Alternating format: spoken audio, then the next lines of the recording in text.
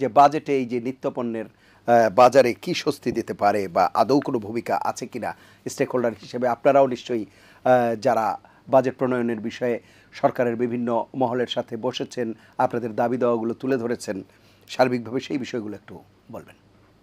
দেখুন, আমি তো আজকে বহু বছর যাবৎ বাজেট পর্যবেক্ষণ করছি, যেটা একটু আগে আমাদের বিজ্ঞ আলোচক কিন্তু বলে গেছেন যে বিষয়গুলো, যে দামটা কমবে সেটা ৩-৪ মাস পরে এফেক্ট হবে, আর যেটা বাড়বে সেটা এখনই বেড়ে যাবে।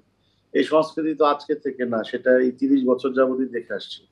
তো আমরা এই বেসিক যে আমরা যেহেতু রেস্তোরাঁ খাতে ব্যবসা করছি, আমাদের সবচেয়ে বড় জ্বালা হচ্ছে মার্কেট কখনোই স্টেবল থাকে না, সকালে এক, বিকালে এক, রাতে আরেক। এটা নিয়ে আমাদের দুর্বিপাকে পড়তে হয় অল দ্য টাইম। যারা আমরা শ্রমজীবী কর্মজীবী মানুষদেরকে যারা আমরা খাবার পরিবেশন করে থাকি, আমাদের অনেক নিপীড়নের শিকার হতে হয়, কারণ আমরা চাইলেই কোনো প্রোডাক্টের দাম বাড়াতে পারি না, চাইলে রাতারাতি কিছু করতে পারি না। কিন্তু এখানে কথা হচ্ছে কি, যে আমি একটা জিনিস বুঝি না যে আপনি কিভাবে দাম কমাবেন, কারণ আপনার ঘাটতি হচ্ছে 2.5 লাখ কোটি টাকা।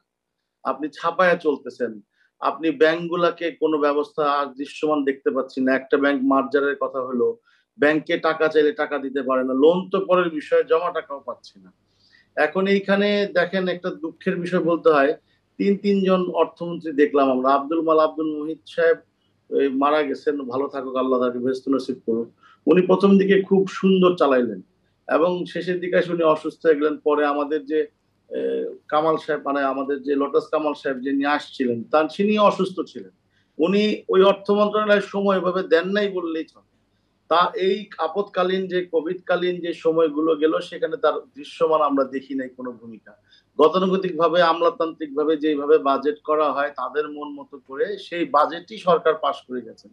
এবং একটা উন্নয়নের কথা বলে বলে বলে বলে কিন্তু আমরা দৃশ্যমান কোনো আমাদের সামাজিক উন্নয়ন আমরা পাই নাই। বাজার বড় বাজারে কাটা যাচ্ছে, আমরা মনে হচ্ছে যে শুধুমাত্র গোষ্ঠী কিছুকে সুবিধা দেওয়ার জন্য এই বাজেটটা করা হয়, যারা 8, 10, 20টা কোম্পানিকে। এখন আরেকটা বিষয় হচ্ছে যে এই যে এখন আবার নতুন করে যে অর্থমন্ত্রী মহোদয় আসছেন, আমি কারো বিরুদ্ধে না, উনিও অসুস্থ, উনি বয়স্ক একজন মানুষ, সাথে একজন প্রতিমন্ত্রী মহোদয় আছেন। আমরা একটা মিটিং এও আমরা গিয়েছি, কিন্তু দৃশ্যমান আমরা ওই রকম কোনো আশাব্যঞ্জক কিছু পাইনি ওনার কাছ থেকে, যে সামনে প্রতিফলন কি হবে। বিষয়টা হচ্ছে কি, আপনি এই কথাগুলো গত বাজেটেও বিভিন্ন প্রোগ্রামে বলেছি, আমাদের দেশের পলিটিশিয়ানরা এখন বাজার অ্যানালাইসিস করে না, এক্সপার্টিস নাই পলিটিশিয়ানদের মধ্যে। তারা সমস্ত কিছু ডিপেন্ডেন্ট করে দিয়েছে আমলাতন্ত্রের উপরে। এই আমলাতন্ত্ররা, আমলা যারা আছেন, যারা আমাদের ব্যুরোক্রেসি, তারা নিজেদের মতো করে একটা বাজেট রেডি করে নিয়ে যান, এই বাজেটটা পাশ করে আর পলিটিক্যাল কিছু বক্তব্য চলতে থাকে। বিরোধী দল যখন থাকে সরকারে, তখন তারা বলে হ্যাঁ এটা ঠিক আছে উন্নয়নের বাজেট, আবার তারা বিরোধী দলে গেলে বলে এই বাজেট হয় নাই।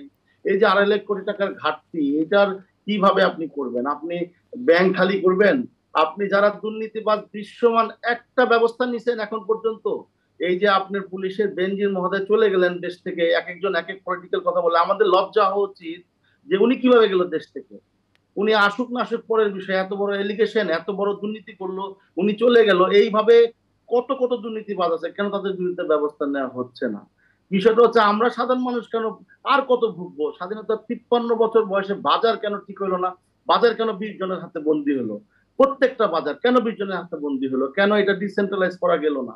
আমাদের অনেক উন্নয়ন হয়েছে ঠিক আছে, কিন্তু আমাদের মানসিক মানবিক এগুলি উন্নয়ন কি আমাদের হয়েছে? শিক্ষা খাতে বরাদ্দ একদম নাই বললেই চলে। আমাদের বরাদ্দ এখন এই বিষয়টা হচ্ছে কি, আমি ছোট মানুষ, আমার observation as a citizen, as a minimum tax payer হিসেবে আমি এক্সপেক্ট করি আমার দেশটা অ্যাটলিস্ট এইরকম হজবরল থাকা উচিত না। কারণ আমরা মনে করি যে এই যে ডলার ক্রাইসিস, আমরা শুনেছি এই ডলার মানুষের বাসায় বাসায় জমা করে আছে, বাড়বে, তারা মুনাফা নিবে। যত দুর্নীতিবাজ, যত চোরাকারবারি, যত লুটেরা তাদের বাসায় হানা দেন, কালকে সব ডলার পাবেন আপনারা। এই ডলার বাজার থেকে কিনে কিনে কিনে কিনে আপনি এখন থেকে লাক্সারি বন্ধ করছেন না, আপনি ট্যাক্স পেয়ার বাড়াচ্ছেন না, যে ট্যাক্স দিচ্ছে তাদের চুষে চুষে গলা টিপে টিপে আপনি তাদের কাছ থেকে আরো বের করছেন। আপনি অর্থনীতি এত বড় হয়েছে, কেন ট্যাক্স পেয়ার এত কম হবে? কেন ওইদিকে? এটা তো আজকে 20 বছর ধরে শুনে আসতেছি যে ট্যাক্স পেয়ার বাড়াইতে হবে, আমাদেরকে ডোর টু ডোর যেতে হবে।